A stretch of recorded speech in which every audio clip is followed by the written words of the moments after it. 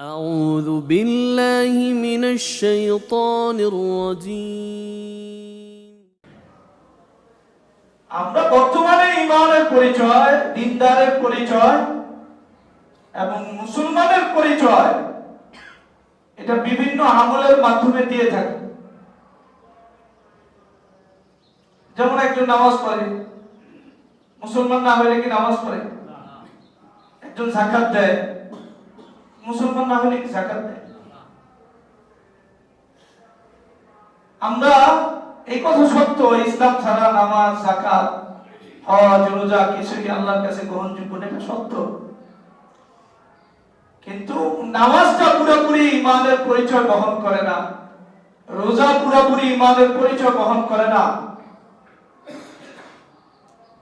ঈমান গ্রহণ করার বিষয়টা খুব সহজ, আপনি আমার কথা বুঝতে হবে। ঈমান গ্রহণ করার বিষয়টা কি খুব সহজ। একজন মানুষ তার জীবনের প্রাথমিক স্তরটা শুরু হবে লা ইলাহা ইল্লাল্লাহ শাহাদাতের মাধ্যমে। কিসের মাধ্যমে?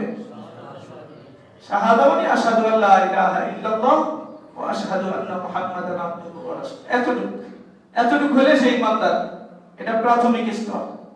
এটা আমরা বুঝি না, এজন্য অনেক সময় ভুল করি। ঈমানের প্রাথমিক স্তর কি? শাহাদা দেয়া। কি দেয়া? আশহাদু আল্লা ইলাহা ইল্লাল্লাহ ওয়া আশহাদু আন্না মুহাম্মাদান আবদুহু ওয়া রাসূলুহু। প্রয়োজনে কেউ যদি এই শাহাদা উচ্চারণ করতে নাও পারে, সে ভিন্ন মাধ্যম দিয়ে বুঝাইতে চায় আমি মুসলমান, প্রাথমিক স্তর ওইটাও গ্রহণযোগ্য। যেমন জিহাদের ময়দানে মুসলমানরা কোন ভূখণ্ডে আক্রমণ করছে, ওই লোকেরা লা ইলাহা ইল্লাল্লাহ জানে না, কিন্তু জানে যে সিজদা দিলে এটা বোঝা যায় যে আমরা মুসলমান বা ইসলাম গ্রহণ করছি, মুসলমান হয়ে গেছে। তারা যদি সিজদা দেয় শরীয়তে এটা ধর্তব্য, হ্যাঁ এটা তার প্রাথমিক স্তরে ঈমান ধর্তব্য। হাদিসে আরো মজবুত শব্দ আছে, সবানা সবানা শব্দ আছে, মানে এটা শাব্দিক অর্থ খুব ভয়ঙ্কর। শাব্দিক অর্থ ইসলাম ত্যাগ করা, কিন্তু এই শব্দ এরা বলছেন, কিন্তু বলছেন বুঝানোর জন্য আমরা আগের যে ধর্ম ওটা ত্যাগ করছি। এটাকেও ঈমানের আলামত হিসাবে তারা প্রাথমিক স্তরে শরীয়তে এটাকে ঈমান হিসাবে গ্রহণ করছে। অর্থাৎ প্রাথমিক স্তরে প্রয়োজনে যদি শাহাদা কেউ না দিতে পারে, কোন আলামতের মাধ্যমে নিজেকে প্রকাশ করে আমি লা ইলাহা ইল্লাল্লাহকে মানি, আল্লাহকে মানি, এটা যদি প্রাথমিক স্তরে কেউ বলে, তাহলে শরীয়ত তাকে এই প্রাথমিক স্তরে ঈমানদার হিসাবে গণ্য করে, মুসলিম হিসাবে গণ্য করে। এই কথা বুঝছেন কিনা? ঠিক তদ্রূপ ভাবে কারো বাবা মুসলমান, মা মুসলমান, বংশীয় ভাবে এদের পরিচয় এরা মুসলমান। প্রাথমিক স্তরে একজন মানুষ তার বাবা মা যদি মুসলমান হয়, তাহলে আমরা তাকে মুসলমান হিসাবে মেনে নেই। এই স্তরটা প্রাথমিক। আপনি কি আমার কথা বুঝতেছেন? কথা বুঝতে? তাহলে লা ইলাহা ইল্লাল্লাহ বললে সে মুসলমান, এই কথার অর্থ হলো প্রাথমিক স্তর। এই কথার অর্থ কি? ভালো করে এখন তো প্রাথমিক স্তরে কালিমা যে শুদ্ধ করেও করতে হয়, শাহাদা যে শুদ্ধ করে দিতে হয়, লা ইলাহা ইল্লাল্লাহ আমরা শুদ্ধ করে বলতে পারি না, এটা বাস্তবতা। আর পারি না, এটার কারণে আমাদের পারা দরকার, ওই চেষ্টাও আমাদের ভিতরে নাই, এটাও বাস্তবতা। তাহলে প্রাথমিক স্তরে একজন মানুষকে মুসলমান গণ্য করার জন্য লা ইলাহা ইল্লাল্লাহ শাহাদা দিলেই আমরা তাকে মুসলমান গণ্য করতে পারি। অথবা কারো বাবা মা যদি মুসলমান হয়, তাহলে প্রাথমিক স্তরে আমরা তাকে কি করতে পারি? মুসলমান গণ্য করতে পারি। কিন্তু আল্লাহ রাব্বুল ইজ্জতের কাছে গ্রহণীয় ঈমান সেটা হলো ঈমানের উপরে বাকি থাকা, ইসলামের উপর বাকি থাকা, ঈমান আর ইসলামের উপর ইস্তেকামত থাকা। পবিত্র কোরআনের ভাষায় আল্লাহ তাআলা বলতেছেন, আউযু বিল্লাহি মিনাশ শাইতানির রাজীম, ইন্নাল্লাযীনা ক্বালু রাব্বুনাল্লাহ সুম্মা ইসতাকামু। যারা এই স্বীকৃতি দেয় আল্লাহ আমাদের রব, এরপরে এর উপর তারা একবারে মৃত্যু পর্যন্ত অটল থাকে, তাতানাজ্জালু আলাইহিমুল মালায়েকা আল্লা তাখাফু, এদের জন্য সুসংবাদ। তাহলে প্রাথমিক স্তরে কেউ যদি লা ইলাহা ইল্লাল্লাহ বলে, অথবা কারো বাপদাদা মুসলমান থাকে, কিন্তু পরবর্তীতে এমন কোনো কিছু পাওয়া যায় যার দ্বারা তার পরিচয় ইসলাম বা ঈমানের সাথে ছিন্ন হয়ে যায়, মুসলিম এবং মুমিন হিসাবে সে পরিচয় দিতে পারে না, এমন যদি কোনো কিছু তার কাছ থেকে ঘটে, তাহলে শরীয়তে তার কোনো ভ্যালু নাই, তার কোনো দাম নাই, তার কোনো অবস্থান নাই, তার জন্য কোনো ধরনের সুসংবাদ নাই। আপনারা আমার কথা বুঝতেছেন? কথা এই ভূমিকা বলতেছে এই জন্য যে সামনে আমাদের এই কথাগুলি বুঝতে হবে। প্রাথমিক স্তরে একজনকে তার বংশ হিসাবে বাবা মা মুসলমান, মুসলমান মাইনা নেওয়া যায়, লা ইলাহা ইল্লাল্লাহর সাক্ষীর দ্বারা তাকে মুমিন মেনে নেওয়া যায়, কিন্তু পরবর্তী যে স্তর ঈমানের সাথে অটল থাকে, এটা সাহাবাদের ঈমানি যে বৈশিষ্ট্যগুলো ছিল এগুলো যদি আমাদের ভিতরে না থাকে, আল্লাহর কসম আমি ঈমানদার হিসাবে মানুষের কাছে নিজেকে পরিচয় দিলেও আল্লাহর কাছে এই পরিচয় গ্রহণযোগ্য না। আল্লাহর কাছে এই পরিচয় কি না? গ্রহণযোগ্য না। আমি বংশীয়ভাবে নিজেকে মুসলমান পরিচয় দেওয়ার পরে যদি ঈমান ইসলাম বিপরীতে আমার অবস্থান থাকে, কোন না কোনো বিষয়ে যদি এমন অবস্থান থাকে যার দ্বারা আমার সম্পর্ক নষ্ট হয় ঈমানের সাথে, ইসলামের সাথে, তাহলে আমার রোজা, নামাজ, হজ, যাকাত এগুলো আল্লাহর কাছে গ্রহণযোগ্য না।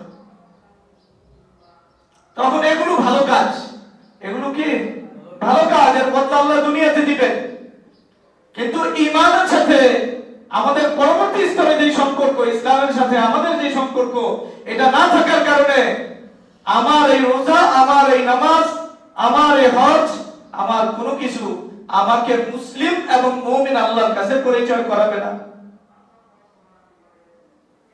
কোন আলেম যদি তাকে মুসলমান ফতোয়া দেয় অথবা মুমিন ফতোয়া দেয়, আর যদি বাস্তবে ঈমান আর ইসলামের সাথে তার সম্পর্ক না থাকে, এই আলেমের ফতোয়া তার জন্য কার্যকরী না। আলেম যদি ফতোয়া দেয় সে মুমিন এবং মুসলিম, কিন্তু বাস্তবে তার সাথে আল্লাহর সাথে ঈমান এবং ইসলামের যে সম্পর্কের দাবি, ওটা যদি সে অক্ষুণ্ণ না রাখে, তাহলে আল্লাহর কাছে সে মুমিনও না, মুসলিমও।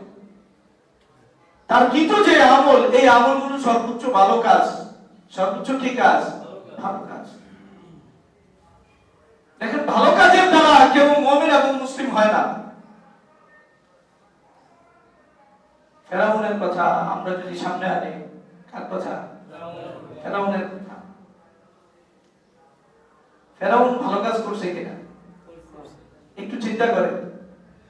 ফেরাউন হযরত মুসা আলাইহিস সালামের মতো জালিল কদর নবী, ওই নবীকে পালছে কি পালছে না? কথা বলে হালকা আদবে না সর্বোচ্চ আদবে পালছে? আচ্ছা, একজন নবীকে পালা, একজন নবীর মাধ্যমে আল্লাহ তাআলা পুরা এক জাতিকে মুক্তি দিয়েছেন, মুসলিম এক জাতিকে। এই যে পুরা জাতিকে আল্লাহ তাআলা মুক্তি দিয়েছেন কার মাধ্যমে? মুসা আলাইহিস সালামের মাধ্যমে। বনি ইসরাইলকে মুক্তি দিয়েছেন, এই মুসলিম জাতিকে মুক্তি দিয়েছেন আল্লাহ তাআলা কার মাধ্যমে? মুসা আলাইহিস সালামের মাধ্যমে। তো মুসা আলাইহিস সালাম এই ফেরাউনের কাছে বড় হয়েছে। ফেরাউন নিজের সম্পদ দিয়া, অর্থ দিয়া, শ্রম দিয়া তাকে বড় করছে না? এমনকি দুনিয়ার স্বাভাবিক যে রীতি, ছোট বাচ্চার ব্যবহার মা বহন করে, তার ব্যবহার বহন করছে স্বয়ং ফেরাউন। এমনকি মুসা আলাইহিস সালামের মায়ের ব্যবহার কে বহন করছে? ভালো কাজ করে না, ভালো কাজ করছে, শুধু এতটুক না, আরো আগা। ফেরাউন যখন বারবার পেরেশানি আসছে আল্লাহর পক্ষ থেকে, সাজা আসছে, তখন বারবার সবাই মিলে স্বীকৃতি দিছে, লানুক মিনান্না লাক ওয়া লানুর লানুরসিলান্না মাআকা বানি ইসরাঈল লাইন আনজাইতানা মিন হাদিহি, যদি এই বিপদ থেকে আল্লাহ আমাদেরকে বাঁচায় তোমার উসিলায়, তাহলে আমরা ঈমান আনব। এই কথাও সে বারবার বলছে। আবার যখন বিপদ গেছে না, তখন আবার যেই সেই, কিন্তু সেই কথাও বলছে আমরা ঈমান আনব, এই কথা স্বীকৃতি দিয়েছে সে। এখন বহু মানুষ এমন পাওয়া যায় স্বীকৃতি জীবনও সে দেয় নাই, ফেরাউনের স্তরেও কি দেয় নাই, স্বীকৃতি দেয়। আরো আগা হযরত মুসা আলাইহিস সালাম যখন ফেরাউনের দরবারে আসতেন, এবং আসতেন কাকে নিয়ে? নিজের ভাইকে নিয়ে, হযরত হারুন আলাইহিস সালামকে নিয়ে। মুসা আলাইহিস সালাম আসার পরে ফেরাউনের সবচেয়ে বড় দাবি ছিল আনা রাব্বুকুমুল আলা, আনা আমি সর্বশ্রেষ্ঠ খোদা, এটা রব, এটা দাবি করছে কে? আমি সর্বশ্রেষ্ঠ রব, এটা ফেরাউন দাবি করছে। মুসা আলাইহিস সালামের বিপরীত কথা বলছে। মুসা আলাইহিস সালাম আল্লাহ রাব্বুল ইজ্জতের রুবুবিয়্যাতের প্রকাশ বিভিন্ন আয়াতে করেছেন। ফেরাউন জিজ্ঞাসা করছে, কাল ফামান রাব্বুকুমা ইয়া মুসা, তোমার রব কে? যেখানে আমি নিজেকে রব দাবি করি। কাল রাব্বুল্লাযী আ'তা কুল্লা শাইইন খালকাহু সুম্মা হাদা, আমার রব যিনি সবকিছু বানাইছেন, এরপরে তার জীবন ব্যবস্থা উপকরণ কি হবে ওই সব কিছু তার ভিতরে আল্লাহ তাআলা শিখায় দিয়েছে। তাহলে এত বড় দাওয়াত দিয়েছে, এত বড়, যেটা ফেরাউনের পুরোপুরি নিজেকে দাবি করছে রব, এর বিরুদ্ধে আঘাত করছে। এরপরে ফেরাউন কিন্তু তার মুসা আলাইহিস সালাম বা হারুন আলাইহিস সালামকে শহীদ করছে। এই ঘটনা আমাদের জানা নাই, আপনাদের জানা আছে? আমার কথা বুঝেন। তাহলে হযরত মুসা আলাইহিস সালাম এই দাবি যে করছেন আমার রব আল্লাহ তাআলা যিনি সবকিছু বানাইছেন, এটা ফেরাউনের সম্পূর্ণ বিপরীত না? বিপরীত হওয়ার পরেও ফেরাউনের এই ক্ষমতা ছিল কিনা মুসা আলাইহিস সালামকে আঘাত করার? আঘাত করছে? আমাদের জানা নাই। আপনাদের জানা থাকলে বলতে পারেন, আমাদের জানা নেই আঘাত করছে। তাহলে এটা ভালো ব্যবহার করে নাই? ফেরাউন যে ভালো কাজ করে নাই কথা কে বলছে? কিন্তু ভালো কাজের কারণে নবীকে পালছে ফেরাউন, এরপর নাম ফেরাউন, যে আপনি আপনার সন্তানের নাম ফেরাউন রাখেন না। কারণ ভালো কাজ করছে, তার ভিতরে কি ছিল না? ঈমান ছিল না, ঈমানের সাথে তার সম্পর্ক ছিল না। যদিও সে ঈমান আনবে এই কথা বারবার দাবি করছে, কিন্তু দাবি অনুযায়ী জীবনকে চালায় নাই, তার নাম ফেরাউন রয়ে গেছে, তার নাম অভিশপ্তই রয়ে গেছে। আরো আগা ইব্রাহিম আলাইহিস সালাম, যে ইব্রাহিম আলাইহিস সালাম রাসূলুল্লাহ সাল্লাল্লাহু আলাইহি ওয়াসাল্লাম যখন মক্কাতে আসলেন, কোথায়? মক্কাতে যখন রাসূলুল্লাহ সাল্লাল্লাহু আলাইহি ওয়াসাল্লাম আসছেন, যাদের ভিতরে রাসূলুল্লাহ সাল্লাল্লাহু আলাইহি ওয়াসাল্লাম আসছেন, এদের কথা বুঝেন। কুফারে মক্কা, এই মক্কার যারা, এরা আল্লাহ তাআলার কাছে সবচেয়ে দামি যে ঘর বাইতুল্লাহ, যার ব্যাপারে আল্লাহ তাআলা পবিত্র কোরআনে ইরশাদ করেছেন, আউযু বিল্লাহি মিনাশ শাইতানির রাজীম, ইন্না আউওয়ালা বাইতিন উদিআ লিন-নাস লাল্লাযী বিবাক্কাতা মুবারাকান ওয়া হুদাল লিল আলামিন। আল্লাহ তাআলা এই মক্কা আল্লাহর কাছে সবচেয়ে দামি শহর, আর বাইতুল্লাহ আল্লাহর কাছে সবচেয়ে দামি ঘর। এই কুরাইশরা, মক্কার লোকেরা যুগ যুগ ধরে এই বাইতুল্লাহ সেবা করছে। তাহলে মসজিদের সেবা কুরাইশরা করছে কি করছে না? এই ছোটখাটো মসজিদ না, বাইতুল্লাহ শরীফের সেবা করছে। ভালো করে বুঝেন, কার সেবা করছে? বাইতুল্লাহ সেবা করছে। আমাদের মতো করে নাই, আমাদের মতো করে নাই যে হারাম টাকা হালাল টাকা সব টাকা নিয়ে মসজিদে দিছে, এই ঘটনা ঘটে নাই। কুরাইশরা নিজেদের সবচেয়ে হালাল এবং পিওর যে উপার্জন, এটা দিয়ে বাইতুল্লাহ শরীফের তামির করছে, সংস্কার করছে। এটা আলহামদুলিল্লাহ আমরা সবাই জানি। এই কারণে কুরাইশের অর্থ সংকট পড়ছে, হালাল টাকা কম ছিল, এজন্য বাইতুল্লাহ শরীফটা বেনা ইব্রাহিমের উপর করতে পারেন নাই। অর্থাৎ ইব্রাহিম আলাইহিস সালাম দুই দরজা বানাইছিলেন, কিন্তু কুরাইশরা দুই দরজা বানাইতে পারে টাকা স্বল্পতার কারণে। কিসের কারণে? যারা বাড়ি বানায় আর বাড়ির জন্য সেরা একটা গেট বানাইতে চায়, টাকা কোন জায়গায় খরচ হয় বেশি? গেটে টাকা খরচ হয় না? সুন্দর দরজা দিতে হবে। আর কথা বলে, আর বাইতুল্লাহ শরীফের দরজা দেখছেন কি আপনারা? সুন্দর কিনা? নিজেদের এই বাইতুল্লাহ শরীফের সেবা শুধু করছে এমন না, এটা গর্ব মনে করত, এবং নিজেদের হালাল মাল দিয়া বাইতুল্লাহ শরীফের সেবা করছে। এবং হজ করতে যারা আসতো তাদের যত খেদমত আছে এই সব খেদমত কুরাইশরা করত। তাহলে হাজীদের সেবা করা এটা ছোট কাজ না অনেক বড় কাজ? এখন তো আপনারা হোটেলে যায় থাকেন, এই সেবার কদর বুঝবেন না। যেই সময় পানি নাই, খানা নাই, কিছু নাই, ওই সময় নিজেদের সব অর্থ করে দিয়া হাজীদেরকে সেবা করতো, আর সেবা করাটা নিজেদের গৌরবের কাজ মনে করতো। এটা কারা করতো? আরো আগে রাসূলুল্লাহ সাল্লাল্লাহু আলাইহি ওয়াসাল্লামকে আল্লাহ আমিন উপাধি কারা দিয়েছে? কে দিয়েছে উপাধি? কাফেররা উপাধি দিয়েছে না? কাফেররা রাসূলুল্লাহ সাল্লাল্লাহু আলাইহি ওয়াসাল্লামকে আমিন উপাধি দিয়েছে। আরো আগে রাসূলুল্লাহ সাল্লাল্লাহু আলাইহি ওয়াসাল্লামের কাছে সম্পত্তি জমা রাখতো কারা? নবুয়তের আগে আবার নবুয়তের পরে দুটো অবস্থায় রাসূলুল্লাহ সাল্লাল্লাহু আলাইহি ওয়াসাল্লাম যে বিশ্বস্ত আমানতদার, এটা নবুয়ত দাবি করার পরেও কাফেররা স্বীকার করছে। কাফেররা স্বীকার করছে। কাফের যারা, কাফের কারো কোন নেতার জীবনীতে এটা খুঁজে পাওয়া যায় না এরা কোনো মিথ্যা কথা বলছে। আবু জাহেল মিথ্যা কথা বলছে, আবু সুফিয়ান মিথ্যা কথা বলছে, ইতিহাস থেকে এই কথা প্রমাণ করা যাবে না। তারা মিথ্যা কথা কখনোই বলে নাই, সেটা আমাদের কাছে ইতিহাসে নাই। একবারে সবচেয়ে ভয়ঙ্কর শত্রুর বিরুদ্ধে মিথ্যা কথা বলে না। দূর দূরান্ত থেকে মেহমানরা আসলে সবচেয়ে বেশি মেহমানদারি তারা করত। কারা? কাফেররা, মক্কার কুরাইশরা এবং মক্কার মুশরিকরা এই মেহমানদারি করত। আর এখন তো মেহমানদারি কি জিনিস এটা আমরা জানি না। মেহমান বিয়ার দাওয়াত দেওয়া, একটা কার্ড দিয়ে দাওয়াত দেওয়া খাইয়া যায়, এটা মেহমানদারি বলে না শরীয়ত। মেহমান হলো স্বাভাবিকভাবে একজন মানুষ এমন জায়গায় আসছে যেখানে তার খানা পিনা থাকার ব্যবস্থা নাই, ওটা ব্যবস্থা করে। স্বাভাবিক মেহমানদারি বলতে এটা বোঝায়। আর এখন মেহমানদারি পাল্টায় গেছে, আসল মেহমানদারি কথা মানুষ ভুলেই গেছে। উপস্থিত খানা খাইতেছে, মানুষ আরেকজনকে নিয়ে খাবে, যাতে এই খানার প্রতি নিজের লোভটা না থাকে। আরেকজনকে নিয়ে কি করবে? খানা খাবে। আর অন্যরা যারা আসছে এই এলাকায় যাদের থাকা খাবার ব্যবস্থা নেই আর থাকা খাওয়ার ব্যবস্থা করবে, এটাকে কি বলে? ওটা আরেক জিনিস। তো কুরাইশ ওই মেহমানদারি করতো, আমাদের মতো কাজ দিয়া 2000 টাকা আদায় করে মেহমানদারি করতো। সর্বোচ্চ মেহমানদারি করতো, মেহমানদারির জন্য বড় বড় লাগায় রাখতো। আগের দিনে কুপি জ্বালাইতে দেখছেন আপনারা? আমাদের দেশে ল্যাম্প কইলেন জ্বালা রাখতো, বড় পাহাড় উপরে জ্বালা রাখতো, বুঝাইতো যে আমি মেহমানদারি করি, আমার ঘরে আসে। সত্য বলতো, মেহমানদারি করতো। রাসূলুল্লাহ সাল্লাল্লাহু আলাইহি ওয়াসাল্লামকে আলামিন হিসেবে জানতো। কি হিসেবে? আলামিন হিসেবে জানতো। এই জানার ভিতরে কোনো সমস্যা ছিল না।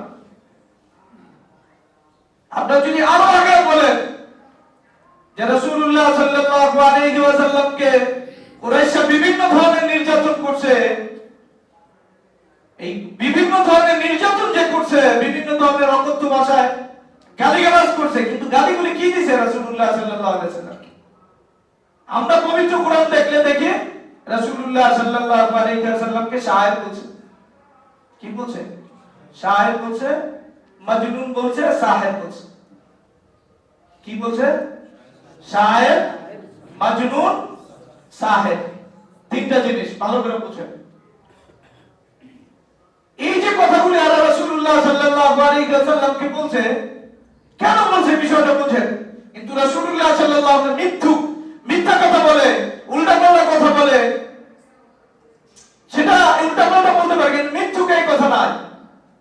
মিথ্যুক বলছে রাসূলুল্লাহ সাল্লাল্লাহু আলাইহি ওয়াসাল্লাম কাফেররা আমি জানি না, অথবা অন্য অপবাদ দিছে যে উল্টাপাল্টা কোন ধরনের কোন অবৈধ কাজে রাসূলুল্লাহ সাল্লাল্লাহু আলাইহি ওয়াসাল্লাম জড়িত, এমন কথা আমি পাই না। কোরআনে যা পাওয়া যায় রাসূলুল্লাহ সাল্লাল্লাহু আলাইহি ওয়াসাল্লাম কাফেররা শায়ের বলছে। শায়ের মানে কবি। কি বলছে? ভালো করে বুঝতে হবে। আরবে ওই সময় সবচেয়ে সম্মানিত ব্যক্তি যারা, এদের নাম ছিল কবি। আরবরা কবিদেরকে ইজ্জত করত এবং ওই কবিদের বিভিন্ন কবিতা বাইতুল্লাহতে টানায় রাখতো। আমার কথা বুঝতেছেন? তাহলে আরবদের কাছে কবি হওয়া এটা অনেক বড় অপরাধ না ওদের কাছে সুনামের বস্তু ছিল? আরবদের কাছে কবি হওয়া ওই সময় এটা সুনামের বস্তু ছিল, এটা ঝুলে রাখতো কবিদের কবিতা। কিন্তু আরবরা মনে করতো কবিরা বিনোদন দেয় মানুষকে, এই সাহিত্যের মাধ্যমে কি দেয়? বিনোদন দেয়।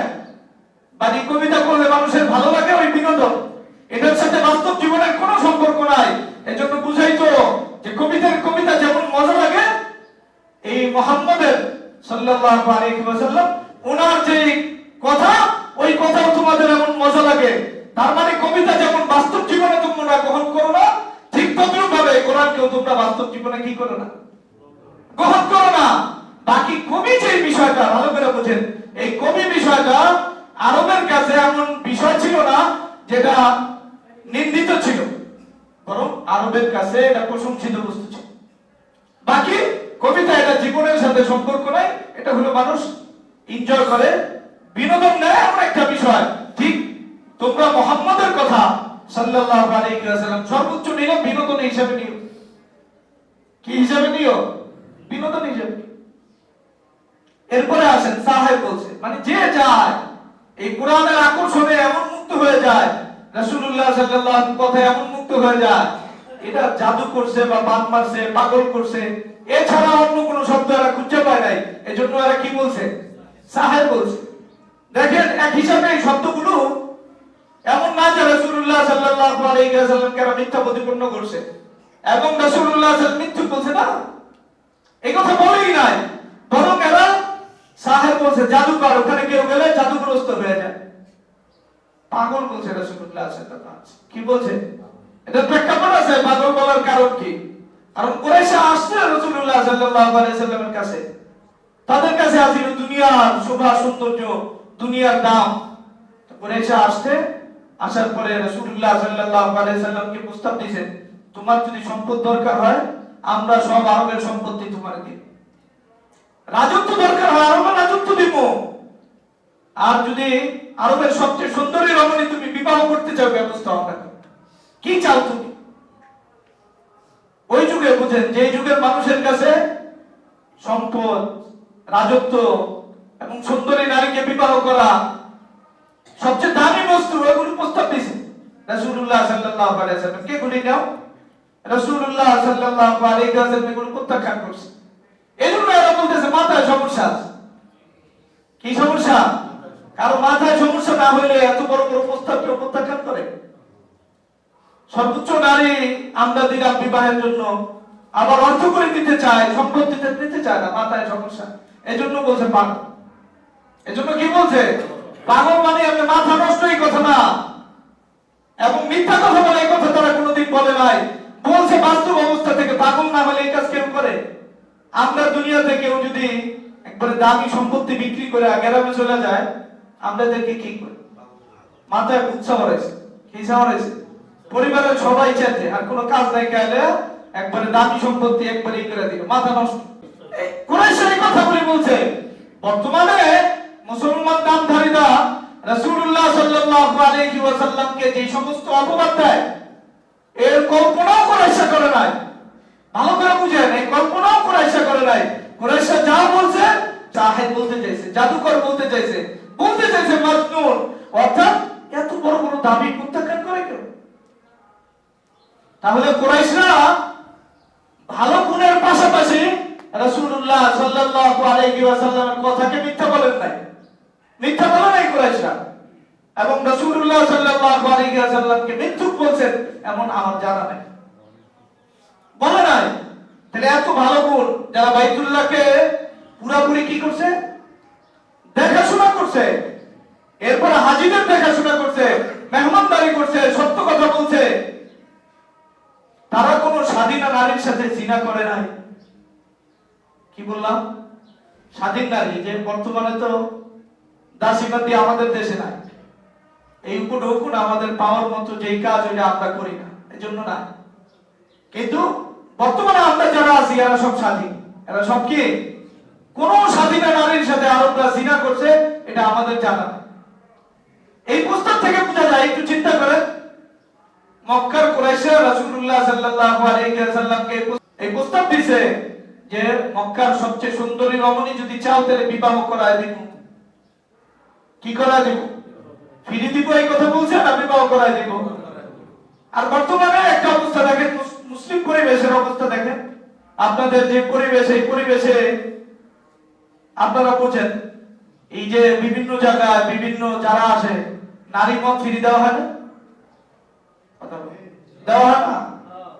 জানেন মনে হয় নারী মত কি বিয়ে করে দেওয়া হয় না এমনি ফিরে দেওয়া হয়? মনে হয় কেউ জানে। ঘটনা দুই একটা ফাঁস হয়, পত্রিকা পড়েন, কি পড়েন কে জানে। মক্কার কুরাইশরা রাসূলুল্লাহ সাল্লাল্লাহু আলাইহি ওয়াসাল্লামকে বিবাহের প্রস্তাব দিয়েছে না ফিরি কোন নারী আনার প্রস্তাব দিয়েছে? তাহলে ওদের ভিতরে বিবাহ ছিল। এই ঘটনা এত মজবুত দলিল আছে। হিন্দা রাদিয়াল্লাহু তাআলা পরবর্তী মুসলমান হয়েছে। লম্বা চূড়া ঘটনা। হিন্দা যখন মুসলমান হয়েছে তখন রাসূলুল্লাহ সাল্লাল্লাহু আলাইহি ওয়াসাল্লাম হাতে বায়াত নিতে গেছে। তখন রাসূলুল্লাহ সাল্লাল্লাহু আলাইহি ওয়াসাল্লাম বলেন জিনা করা যাবে না। হিন্দা আঁকড়ে তাকায় আছে। আল্লাহ রাসূল এত আশ্চর্যের কথা, স্বাধীনতা নারী আবার জিনা করে, এটা আবার বায়াত দিতে হইব? ওই যুগে সবচেয়ে দুর্ধর্ষ নারী, ইসলামের সবচেয়ে দুশমন ছিল হিন্দা। হামজা ইবনে আব্দুল মুত্তালিব রাদিয়াল্লাহু তাআলা কলিজা বুকটা সব চাপায় চাপায় গেছে। যেই নারী কান এরপরে সবকিছু দিয়ে মানা করছে, যেই নারী, ওই নারী যখন ইসলাম গ্রহণ করছে আর রাসূলুল্লাহ সাল্লাল্লাহু আলাইহি ওয়াসাল্লাম যখন বলেন জিনা করা যাবে না, তাকে আল্লাহ রাসূল কি বলেন? স্বাধীন নারী জিনা করতে পারে? এটা কল্পনাই ছিল না। আর এখন জিনা করতে পারে না মুসলমানরা, এটা আমাদের চিন্তা করে দেখেন। তাহলে মক্কার মুশরিকরা কি করে নাই? জিনা করে নাই কোন স্বাধীন নারীর সাথে, এটা স্পষ্ট কথা। এত এত ভালো কাজ করছে, এই ভালো কাজের পরে এদেরকে কেউ মুসলমান হিসেবে স্বীকৃতি দেয়? এদের বাইতুল্লাহকে সেবা করা, হাজীদেরকে সেবা করা, মেহমানদারি করা, বাইতুল্লাহ তাওয়াফ করা, এই সব কিছু সত্ত্বেও তাদেরকে কেউ মুসলমান বলে না। কারণ তাদের ভিতরে ঈমানের দৌলত ছিল না। ঈমানের দৌলত না থাকার কারণে তাদের এই হাজীদের সেবা করা, তাদের হজ করা এবং রাসূলুল্লাহ সাল্লাল্লাহু আলাইহি ওয়াসাল্লামকে আলামিন বলা, এটা গ্রহণযোগ্য না।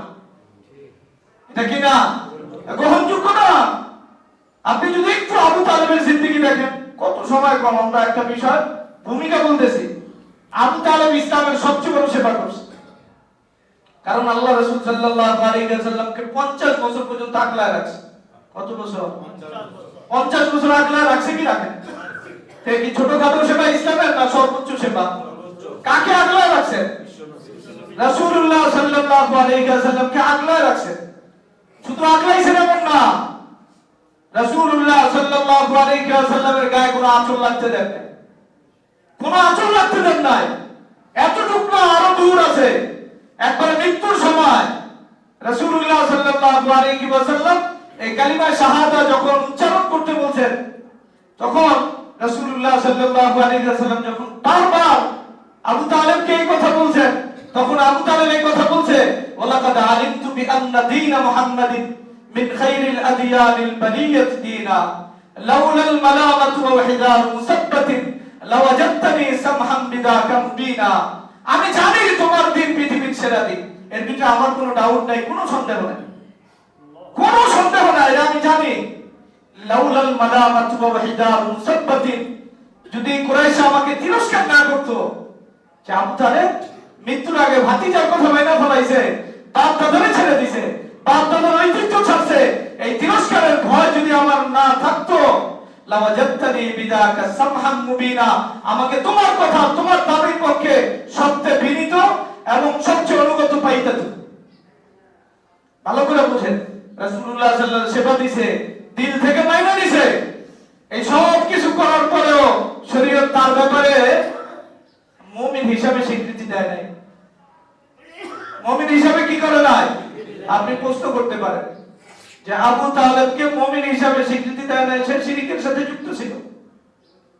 এখন বুঝার বিষয় আপনার ভিতরে শিরক আছে না নাই, আপনার ভিতরে কুফর আছে কি না নাই, এই কথা তো জানা দরকার। আমরা ওই আলোচনা করার জন্য এই এত বড় ভূমিকা দিতেছি। যদি আবু তালেবের এত দিনের সেবা, কুরাইশদের বাইতুল্লাহর সেবা, হাজিদের সেবা, সত্যবাদিতা, আমানতদারি এবং কাউকে তারা আশ্রয় দিলে কখনো আশ্রয় লঙ্ঘন করতো না। এই সব কিছু যদি শিরকের কারণে বিলুপ্ত হয়, ওই শিরক আপনার ভিতরে যদি পাওয়া যায়, আপনার কি অবস্থা? ওই কুফর আপনার ভিতরে পাওয়া গেলে কি অবস্থা?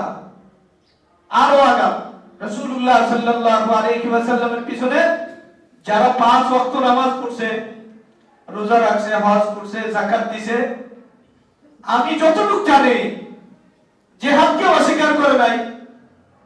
বাকি জিহাদে যাওয়ার ক্ষেত্রে বিভিন্ন ধরনের ওজর আপত্তি সামনে আছে। কি আছে? ওজর আপত্তি কোরআন থেকে দেখলে বোঝা যায় যে হুজুর জিহাদে গেলে আমাদের ঘর খালি হয়ে গেছে, ঘরের নিরাপত্তা কে দিব? কথা বুঝছেন কিনা? বিভিন্ন ওজর, অথবা পেটে এমন ব্যথা, অথবা কেউ ওজন দেখাইছে ওই এলাকায় জিহাদ করলে সুন্দরী রমণীকে পাওয়া যাবে, ওকে দেখলে যদি আমি ধোকায় পড়ে যাই, কি পড়ে যাই? ধোকায় পড়ে যাই, হুজুর আমার জিহাদ থেকে অব্যাহতি দেন, আমার ঈমান বাঁচাইতে হবে, আমার কি বাঁচাইতে হবে? মুনাফিকদের পুরো জিন্দেগি লেবাসে রাসূলুল্লাহ সাল্লাল্লাহু আলাইহি ওয়াসাল্লাম লেবাস, পোশাক সব। কোনদিন নামাজ ছাড়ছে আমার জানা নাই, রোজা ছাড়ছে জানা নাই, রাসূলুল্লাহ সাল্লাল্লাহু আলাইহি ওয়াসাল্লামের সাথে হজ করছে এবং সব বিষয় রাসূলুল্লাহ সাল্লাল্লাহু আলাইহি ওয়াসাল্লামের কাছে আইন বিচার সালিশ নিয়ে গেছে। দুই একটা ঘটনা বিপরীত আছে, কিন্তু এটার কারণে ওরা বুঝতো যে এটা আমাদের সবচেয়ে বড় অন্যায়। কিন্তু জিহাদের বিষয় একটু করে বেশি করতে চাইতে চায় নাই।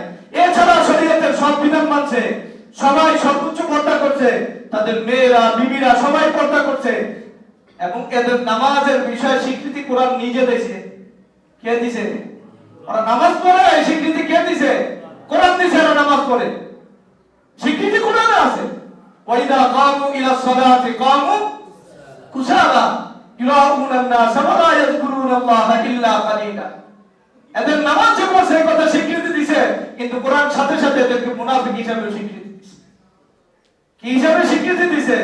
মুনাফিক হিসেবে। তার মানে আমরা মূল কথায় চলে যাই, যদি কেউ রোজা রাখে, নামাজ পড়ে, যাকাত দেয়, এটা তাকে পুরোপুরি ঈমানদার পরিচয় দেয় না। এটা তাকে পুরোপুরি কি দেয় না? ঈমানদার পরিচয় দেয় না, মুমিন পরিচয় দেয় না। বরং সারা জীবন নামাজ পড়ছে, কখনো পর্দা লঙ্ঘন করে নাই, হারাম খায় নাই, শুধুমাত্র জিহাদে ওজর করছে। আমরা তো জিহাদ করি না, জিহাদের কথা কল্পনাও নাই, দিনের মৃত্যু আনি, ওটা ভিন্ন জিনিস। আমাদের অবস্থান পরে আমরা ঠিক করব। কিন্তু এই যে মুনাফিকরা রোজা নামাজ পড়ছে, ওই যুগে কেউ এই কথা বলে নাই আমার বাবা অনেক বড় নেককার, আমার বাবা নামাজ পড়ে। কথা বুঝেন? শুধু নামাজ ছাড়া ঈমানের পরিচয় কেউ দেয় নাই। বরং এই আব্দুল্লাহ ইবনে উবাই ইবনে সালুল মুনাফিকের সন্তান। কার সন্তান? মুনাফিকের সন্তান। তরবারি নিয়ে একবারে মদিনার এক প্রান্তে দাঁড়ায় রয়েছে। কিসে প্রান্তে? বাবার বিরুদ্ধে তরবারি নিয়ে দাঁড়াইছে কেনা? এই মুনাফিক সন্তানের ছেলে আব্দুল্লাহ ইবনে। যতক্ষণ পর্যন্ত তুমি রাসূলুল্লাহ সাল্লাল্লাহু আলাইহি ওয়াসাল্লাম এবং সাহাবাদেরকে আজ না বলবা, অতক্ষণ মদিনায় ঢোকার তোমার অনুমতি না। অতক্ষণ নিজের ছেলে, নিজের বাবার এই নামাজের দ্বারা ধোকা খায় না, রোজা দ্বারা ধোকা খায় না, এই পরিচয় দেয় না আমার বাবা নামাজ পড়ে, রোজা রাখে, যাকাত দেয়, সে মুমিন হয়ে গেছে, এই দাবি সে করে নাই। বারবার রাসূলুল্লাহ সাল্লাল্লাহু আলাইহি ওয়াসাল্লামের কাছে অনুমতি চাইছে, হুজুর অনুমতি দেন আমার বাবাকে আমি খতম করি। তাহলে নিজের সন্তানের কাছে সে মুসলমান বা মুমিন এই পরিচয় পরিচিত, রাসূলুল্লাহ সাল্লাল্লাহু আলাইহি ওয়াসাল্লামের পিছনে নামাজ পড়া হতে পারে না। আর আপনি পরিচয় দেন একজন দিনদার, আমার বাবা নামাজ পড়ে এই জন্য দিনদার, আমার বাবা ঈমানদার। দলিল কি? নামাজ পড়ে, রোজা রাখে। নামাজ রোজা এটা ঈমানের আলামত, এটা স্পষ্ট। কিন্তু ভালো করে বুঝতে হবে, যদি ঈমান বিরোধী আর ইসলাম বিরোধী গুণাবলী আমার ভিতরে বা দোষগুলো আমার ভিতরে যদি পাওয়া যায়, আর আমি যদি নামাজ দ্বারা ঈমানকে মূল্যায়ন করতে চাই, রোজা দ্বারা ঈমানকে মূল্যায়ন করতে চাই, এটা রাসূলুল্লাহ সাল্লাল্লাহু আলাইহি ওয়াসাল্লামের যুগের ঈমান ইসলাম না, এটা আমার নিজের রচিত, আমার পক্ষ থেকে বানানো। সংক্ষেপে এই কথা, রোজা নামাজ এগুলো যদি ঈমানের সাথে যুক্ত থাকে, তাহলে এগুলো আল্লাহর কাছে গ্রহণ হবে এবং এটার দ্বারা ঈমানের পরিচয় দেওয়া যাবে। কিন্তু ঈমান বিরোধী কোনো কাজের সাথে যদি আমি জড়িত থাকি, ইসলাম বিরোধী কোনো অবস্থান আমার ভিতরে থাকে, তাহলে আমার রোজা নামাজ এগুলোর দ্বারা আমার পরিচয় মুসলমান আল্লাহর কাছে হবে না, আপনাদের কাছে, সমাজের কাছে হইতে পারে, আল্লাহর কাছে হওয়ার কোনো সুযোগ নাই। এটা সর্বোচ্চ ভালো কাজ। যে ভালো কাজ আমরা শুরুতে বলছি ফেরাউন করছে। কে করছে? ফেরাউন করছে, মক্কার মুশরিকরা করছে, আমাদের চেয়ে অনেক বেশি ভালো কাজ করছে। বর্তমানে বহু মানুষ ইসলামের পরিচয় পাইলে মানুষের সেবা করে না, করে না? করে না? সেবা করতে পারে, অনেক কিছু করতে পারে। ঈমান আর ইসলাম হইতে হলে এটা কোরআন সুন্নাহ অনুযায়ী হতে হবে। সাহাবা এবং রাসূলুল্লাহ সাল্লাল্লাহু আলাইহি ওয়াসাল্লামের জীবনের আলোকে তাদেরকে ঈমান এবং ইসলাম তার ভিতরে আছে, এই কথা আমাদেরকে মানতে হবে। বিপরীতে আমরা যদি কাউকে ভালো কাজ দেখা বলি, নামাজ পড়ছে, রোজা রাখছে, যাকাত দিছে, দাড়ি করছে, ওই দিনদার ঈমানদার, এটা আমরা ধোঁকার ভিতরে আছি। আমরা ঈমান ইসলামের আসল পরিচয় আমরা জানি না। ঈমান ইসলামের সাথে যোগসূত্র ছাড়া কেউ যদি নামাজ রোজা করে, এটা সর্বোচ্চ ভালো কাজ, এটা তার জন্য মুসলিম এবং মুমিন পরিচয় পরিচিত করাবে না। কার কাছে? আল্লাহর কাছে। এজন্য আমরা মুমিন আর মুসলিম হয়ে দুনিয়া থেকে যাওয়া লাগবে কি লাগবে না? এই শারায়েতগুলো আমরা আলোচনা করব, ওই গুণাবলী আলোচনা করব, যে গুণাবলী সাহাবায়ে কেরামের ভিতরে ছিল এবং সাহাবায়ে কেরাম যে গুণাবলীর দ্বারা ঈমান আর ইসলামের উপর ইস্তেকামতের সাথে ছিলেন। আল্লাহ তৌফিক দান। আমিন। এগুলো গুরুত্বপূর্ণ কি গুরুত্বপূর্ণ না? মানুষ রোজা নামাজ এগুলোকে ইসলাম মনে করে, এগুলো ইসলামের একটা বিধান। ইসলাম ভিন্ন জিনিস, ঈমান ভিন্ন জিনিস। ওটা তার জায়গা মতো থাকলে ঈমান ইসলাম সাথে পাশাপাশি যদি আমার রোজা নামাজ থাকে, ওকে। এর বাইরে আমি ঈমান ইসলাম ছাড়া আমি ভালো কাজ করলে আমার এই ভালো কাজ আল্লাহর কাছে গ্রহণযোগ্য না।